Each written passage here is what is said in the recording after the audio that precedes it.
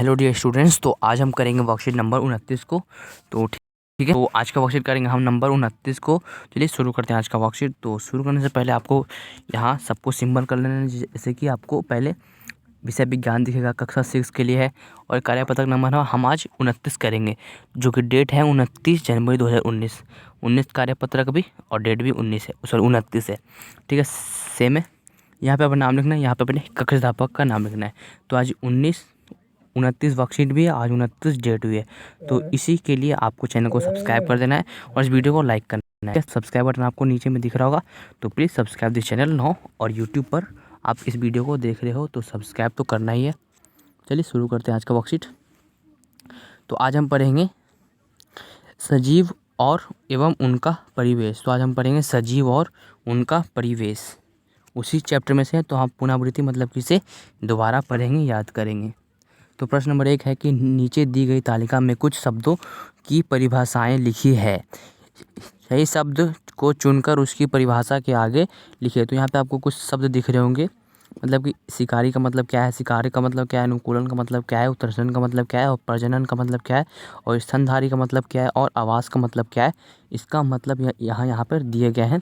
तो इनके सामने जो इसका मतलब है वहीं पे इसके नाम लिखना है। तो चलिए यहाँ पे फर्स्ट में आता है हमारा कि वह प्रक्रिया जिसके द्वारा जीव नए जीव को जन्म देते हैं। यहाँ पे क्या बोला गया है कि वह जीव प्रक्रिया जिससे कि एक जीव एक नए जीव को जन्म देते हैं, तो उसको क्या कहते हैं, उसे कहते हैं प्रजनन।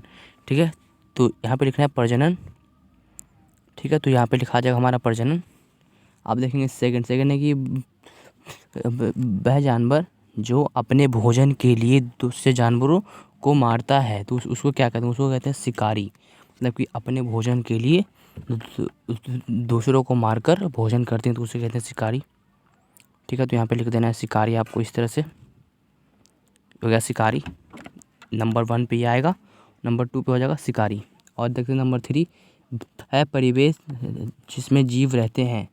वह परिवेश जिसमें जीव रहते हैं, तो उसे क्या कहते हैं, उसे आवास कहते हैं। ठीक है, तो यहाँ पे आ जाएगा आवास का। मैं यहाँ पे लिखवा देता हूँ थोड़ा आवास। अब देखते हैं वह, यहाँ पे आएगा कि वह जीव जो अपने जैसे जीवों को जन्म देते हैं। वह जीव जो अपने जैसे जीव को जन्म देते हैं, तो यहाँ पे भी वही आएगा। ठीक है, मगर इधर पे थोड़ा सा अलग आएगा। यहाँ पे आएगा स्तनधारी। ठीक है, वो नंबर 4 पे आ जाएगा स्तनधारी। नंबर 4 यहाँ पे आ जाएगा स्तनधारी। ठीक है, यहाँ पे थोड़ा सा बस बदल गया है, तो यहाँ पे आ जाएगा स्तनधारी। ओके, अब देखते हैं नंबर 5 कि वह जानवर जो दूसरे जानवर द्वारा भोजन के लिए मारा जाता है। तो उससे मतलब कि देखिए, एक जानवर दूसरे जानवर को मारता है तो उसे शिकारी कहते हैं, मगर जिसके लिए वो मरता है तो वो क्या कहलाएगा, वो कहलाएगा शिकार। मतलब कि उस जानवर के लिए वह जानवर शिकार हो गया। ठीक है, तो यहाँ पे आ जाएगा नंबर 5 पे ये आ जाएगा शिकार। ओके स्टूडेंट्स, नंबर 6 पे आ जाएगा शिकार। ओके, लिख देना है आपको शिकार। हम नंबर 6 देंगे कि है विशिष्ट संरचना अथवा स्वभाव जिसकी उपस्थिति जिसके कारण पौधों अथवा जंतु उस परिवेश में रहने योग्य बनते हैं, तो उसको कहते हैं हम अनुकूलन। अनुकूलन में पौधे भी रह सकते हैं, जंतु जीव रह सकते हैं, तो उसे कहते हैं अनुकूलन। तो नंबर 6 पे आ जाएगा अनुकूलन।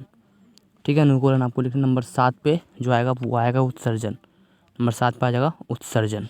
किस प्रकार की, कि यहाँ पे आ जाएगा कि है प्रक्रिया जिसके द्वारा सभी जीव जंतु अपने शरीर में पैदा होने वाले अवांछनीय पदार्थ को अपने शरीर से बाहर निकालते हैं, तो उसे मतलब क्या कहते हैं, उसे कहते हैं उत्सर्जन। ठीक है, तो यहाँ पे आ जाएगा उत्सर्जन। इसी तरह से होता है आज का वर्कशीट कंप्लीट। अब देखते हैं नीचे में क्या है। चलिए मैं आपको दोबारा से समझा देता हूँ, इसमें आपको अगर समझ में नहीं आया तो फर्स्ट पे आपको जो लिखना है, अगर फर्स्ट पे आपको ये लिखना है, यहाँ पे लिखना है ये फर्स्ट पे। अब देखेंगे सेकंड, तो सेकंड पे आपको लिखना है शिकारी। ठीक है, शिकारी लिखना है सेकंड पे। अब देखेंगे थर्ड है आवास का, एंड 4th है स्तनधारी का, एंड 5 है शिकार का, और 6 है हमारा अनुकूलन का, और 7th है उत्सर्जन का। ठीक है, तो आप सिंबल से इस तरह से 1 से लेकर 7 तक दिए गए, तो हमने भी 1 से लेकर 7 तक इसमें बता दिए हैं। ठीक है, तो आपको कमेंट करना है कि आपको वीडियो समझ में आ रहा है तो यस लिखना है, अगर नहीं आ रहा तो नो लिखेंगे। ठीक है। अब देखेंगे यहाँ पे कि उद्दीपन क्या है कि सभी जीव अचानक हुए परिवर्तन पर अनुक्रिया करते हैं। वातावरण में होने वाले इस परिवर्तनों को उद्दीपन कहते हैं। मतलब कि अनुक्रिया का मतलब कि देखिए, हमें जैसे कि हमें एक जीव है, ठीक है, मतलब कि एक जीव है, मनुष्य है। तो मनुष्य के आगे एक मतलब कुछ ऊपर से गिर गया, पंखा गिर गया, तो हमें मतलब पंखा गिरने से पहले हमें हट जाना चाहिए। तो उसे कहते हैं उद्दीकरण, मतलब कि वह अचानक हुए परिवर्तन की अनुक्रिया करना। मतलब कि जो अचानक पंखा गिरने से पहले हम हट गए, मतलब कि उसके खिलाफ हमने अनुक्रिया किया, तो इसे को कहते हैं उद्दीपन। ठीक है।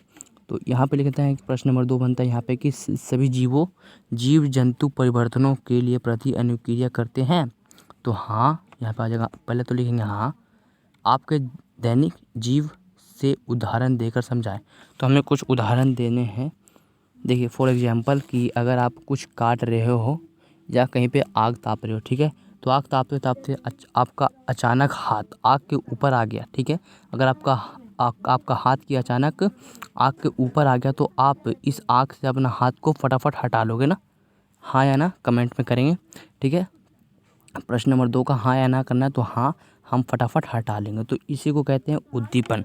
तो आप प्रश्न नंबर 2 पे लिख सकते हैं कि अगर हम आग ताप रहे हैं तो अचानक हमारा हाथ आग के ऊपर आ गया, तो हम उसे हटा देंगे। उसी को उद्दीपन, मतलब कि उसके खिलाफ हम अनुक्रिया करेंगे, यानी कि उसके प्रति अनुक्रिया करेंगे। ठीक है, इसी तरह से करते हैं इसका आंसर। तो डियर स्टूडेंट्स, तो आप यहाँ पे लिखेंगे प्रश्न नंबर 2 का उत्तर कि हम अनुक्रिया किस प्रकार से करेंगे। ठीक है, तो इस तरह से आपको कोई भी चैनल इस तरह से आंसर आपको नहीं दे रहा होगा, या फिर वो स्मार्ट स्टडी हो या फिर जूम एजुकेशन हो, तो सिर्फ मैं ही आपको इस तरह से आंसर बतला रहा हूँ, बिल्कुल एकदम जूम करके। ठीक है, आपको यहाँ पे कुछ भी गड़बड़ नहीं दिखेगा। तो आपको भी क्या करना है, चैनल को सब्सक्राइब करना है, नीचे में वीडियो को लाइक करना है। चलिए देखते हैं, अगर हम किसी गर्म वस्तु को या किसी नुकीली चीज़ को गलती से छूते हैं तो हमारा हाथ अचानक से पीछे हो जाता है, यही उद्दीपन कहलाता है। तो हमारा हाथ मतलब कि हम करते नहीं, वो अचानक मतलब कि वो अपने आप पीछे हो जाता है। आपने कभी देखा होगा कि वो हाथ अपने आप पीछे हो जाता है। ठीक है, तो इसी को कहते हैं उद्दीपन। ठीक है, तो ये हमारे जीव जंतु सभी में पाए जाते हैं। ठीक है, तो इस तरह से होता है हमारा प्रश्न नंबर 2 कंप्लीट।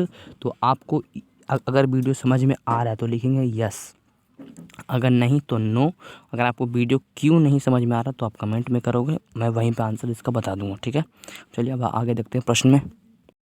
तो डियर स्टूडेंट्स, हमने प्रश्न नंबर 1, प्रश्न नंबर 2 आप करते हैं प्रश्न नंबर 3 की मिलान कीजिए। क्या करना है, मैच करना है, मिलान करना है। ठीक है, चलिए शुरू करते हैं मिलान करना।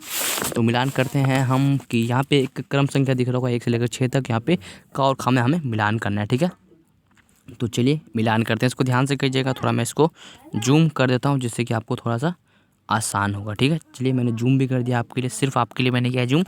ठीक है, तो आपको इसको देखकर सब्सक्राइब तो करना ही करना है, वीडियो को लाइक भी कर देना। ठीक है, चलिए मिलान करते हैं आपस में।